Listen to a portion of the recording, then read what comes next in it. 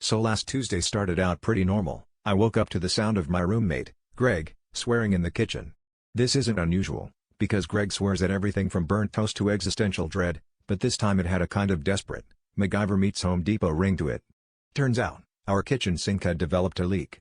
Not a gushing, Titanic-level leak, just a polite dribble that was slowly creating a lake under the cabinet.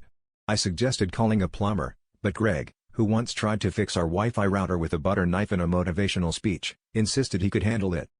Now, Greg's definition of tools is whatever he can find in the junk drawer, which, for the record, currently contains 3 rubber bands, 1 sticky, a USB cable for a phone neither of us have owned since 2014, several birthday candles, and at least a dozen assorted forks. I watched as he assembled his repair kit with the confidence of a man who's read one WikiHow article and half-watched a YouTube tutorial.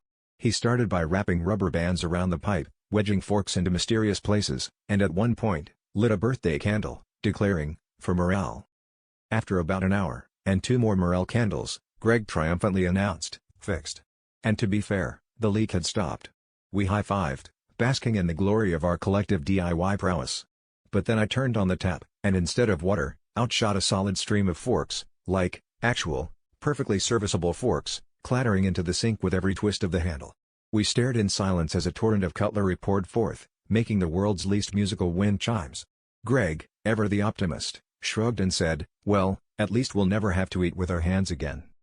So now, every time a friend comes over, we have to explain why our kitchen is basically the world's first cutlery dispensing fountain. On the bright side, my dishwasher's never been busier, and Greg's already working on his next invention, a toaster that dispenses buttered bread every time you flip the light switch. I just hope he doesn't fork it up again.